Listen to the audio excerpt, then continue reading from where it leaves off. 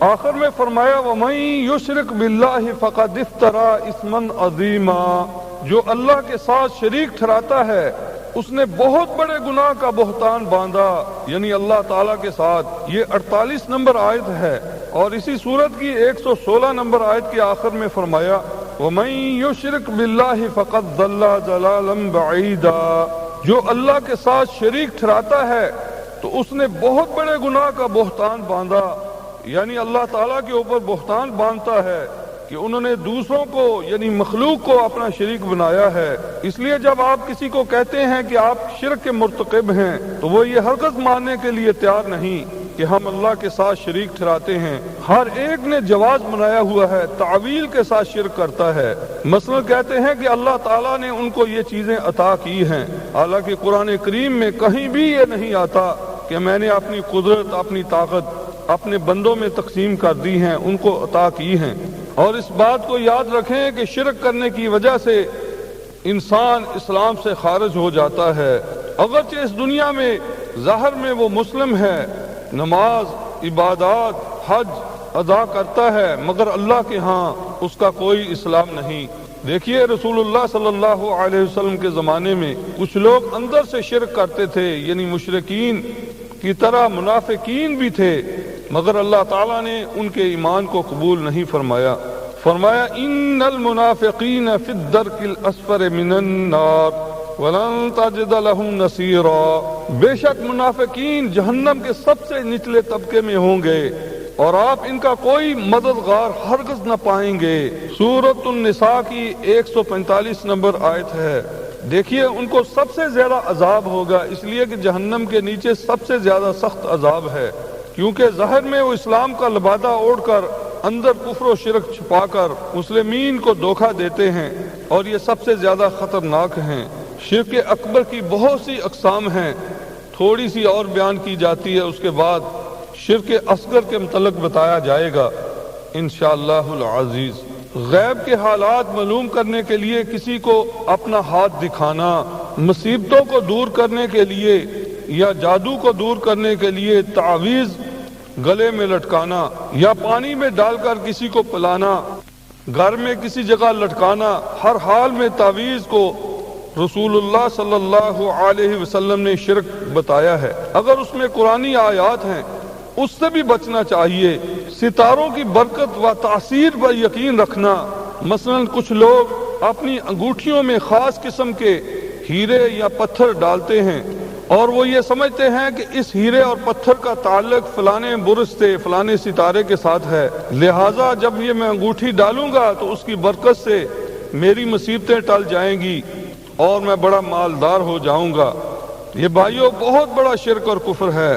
کسی اللہ کے بندے کی قبر سے مٹی لا کر گھر میں رکھنا یا اس کو چکھنا کہ اس کی برکت سے ہمارے ہاں برکت ہوگی، استغفر اللہ، یہ بھی بت پرستی کی ایک قسم ہے۔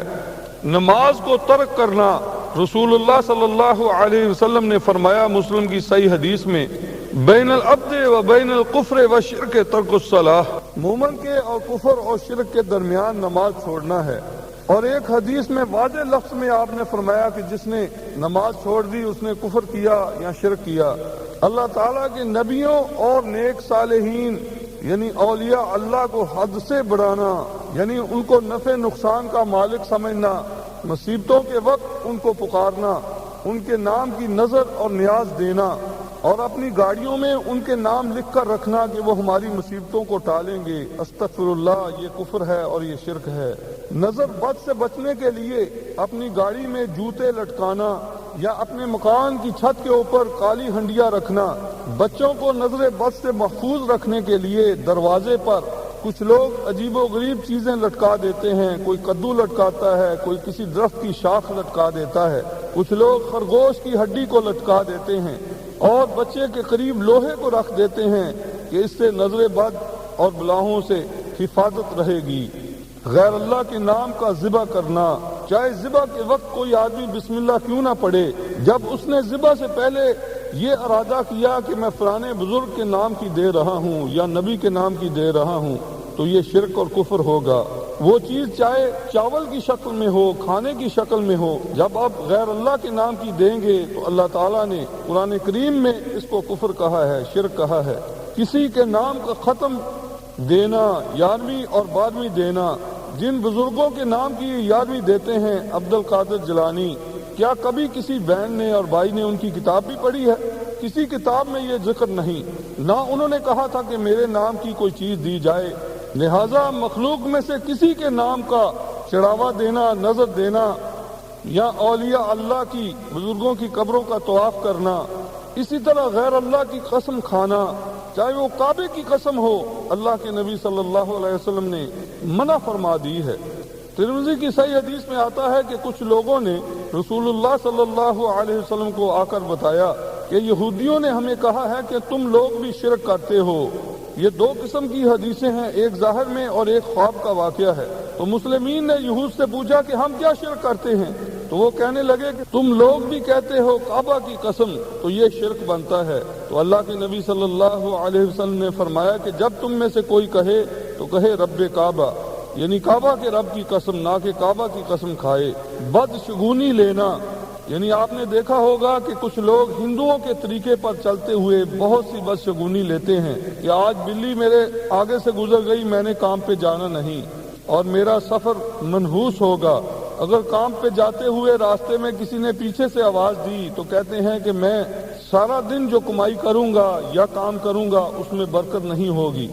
جادو کرنا، لوگ اس کو معمولی سا سمجھتے ہیں، اپنے حسد کے لیے، دنیا کے مال کے لیے کسی کے اوپر جادو کروا دیتے ہیں، حالانکہ اس بات کا بھی یقین ہے کہ جادو کفر ہے، کرنے والا کافر ہو جاتا ہے۔ یہ عقیدہ رکھنا کہ ہم کسی کی بیعت کر لیں، یعنی پیر اور فقیر کی، وہ ہمیں اللہ کے عذاب سے بچا لے گا چاہے ہم جو بھی کریں۔ حالانکہ میرے بھائیوں اور بہنوں، بیعت جو اسلام کا ایک بہت بڑا رکن تھا، وہ مسلمانوں کے خلیفہ کے ہاتھ میں ہوتی تھی۔ ان لوگوں نے اس کو ناجائز فائدہ اٹھانے کے لیے عام کر لیا کہ ہم جہاں بھی چاہیں اپنا ایک حلقہ بنا لیں، اپنے مریدوں سے بیعت لیں اور اپنا کھانے پینے کا چکر چلا لیں۔ تو یہ سنت سے ہرگز ثابت نہیں، یہ بدعت میں سے ہے۔ سنت سے ثابت بیعت صرف خلیفہ کے ہاتھ میں ہے، امیر المسلمین، امیر المومنین، اس کے ہاتھ میں بیعت ہوتی ہے۔ دوسری طرف انتہا یہ ہے کہ آج اس امت نے خلافت کو ختم کر لیا، گمراہی میں پڑ گئے، غیروں کے طریقے پر چل رہے ہیں، جس کی وجہ سے آج ہمارے اوپر اللہ تعالیٰ کی طرف سے سزا آ رہی ہے۔ تو یہ تصور کرنا کہ میں اگر کسی پیر اور فقیر کے ہاتھ میں بیعت کر لوں تو کل قیامت کے دن میری وہ سفارش کریں گے، مجھے جہنم سے بچا کر جنت عطا کریں گے، تو اللہ کی اس کتاب میں جس پر ہم ایمان لائے ہیں، جو محمد رسول اللہ صلی اللہ علیہ وسلم کے اوپر نازل ہوئی ہے، الٹا اس بات کا رد ملتا ہے۔ سورۃ البقرہ میں 2 مقام پر اللہ تعالیٰ نے اس کا رد کیا ہے۔ پہلی آیت 123 نمبر ہے، جس میں فرمایا وَاتَّقُوا يَوْمًا لَا تَجْزِي نَفْسٌ عَن نَفْسٍ شَيْئًا، اور ڈرو اس دن سے جب کوئی کسی کے کام نہیں آئے گا، وَلَا يُقْبَلُ مِنْهَا عَدْلٌ وَلَا تَنْفَعُهَا شَفَاعَةٌ وَلَا هُمْ يُنصَرُونَ، نہ کسی سے فدیہ قبول کیا جائے گا، نہ کسی کی شفاعت ہی کسی کو فائدہ دے گی، یعنی سفارش، کسی کی سفارش قبول نہ ہوگی، نہ ہی وہ مدد دیے جائیں گے۔ میرے بھائیوں، اگر صحیح ایمان پہ ہوں گے تو پھر ہمیں نبی صلی اللہ علیہ وسلم کی اور اللہ کے نیک بندوں کی شفاعت نصیب ہوگی۔ کرنے والے بھی مومن ہوں گے، جن کی جائے گی وہ بھی مومن ہوں گے۔ ہم نے جو عقیدہ گڑ لیا ہے کہ بغیر عمل کے وہ ہمیں بخشا لیں گے، تو یہ بھائیوں قرآن اور حدیث سے قطعاً ثابت نہیں۔ دوسری شرک کی قسم شرک اصغر ہے، اس کی بہت بڑی وضاحت چاہیے، ٹائم شارٹ ہونے کی وجہ سے بہنوں اور بھائیوں کو کہا جاتا ہے کہ انشاءاللہ یہ کسی اور درس پر چھوڑا جائے گا، یعنی اس کی پوری وضاحت۔ عام طور پر یہ سمجھا جاتا ہے کہ شرک اصغر ریاکاری کو کہا جاتا ہے۔ یہ ٹھیک ہے کہ اس کو شرک اصغر کہا جاتا ہے، مگر اس کے ساتھ چھوٹے شرک اور بھی بہت سے ہیں۔ بھائیو، یہ ایسا شرک ہے کہ جس سے شاید ہی کوئی بچتا ہو، الا ماشاء اللہ۔ اس وجہ سے ضروری ہے کہ ہر وقت اپنی نیت کو ٹٹولتے رہیں اور اللہ سے معافی مانگتے رہیں، ورنہ ہم اپنے دشمن سے بچ نہیں سکتے۔ مگر جس پر اللہ رحم کرے، اور اللہ رحم اسی پر کرے گا جو اللہ کی طرف رجوع کرے اور عاجزی کرے کہ اے اللہ میں کچھ نہیں۔ مسند احمد میں صحیح حدیث آتی ہے کہ صحابہ رضی اللہ تعالی عنہم کو نبی صلی اللہ علیہ وسلم نے ایک دفعہ شرک سے ڈرایا تو ان لوگوں کو بہت زیادہ خوف ہوا۔ بھائیو، خوف اسی کو ہوگا جس کو یقین ہوگا۔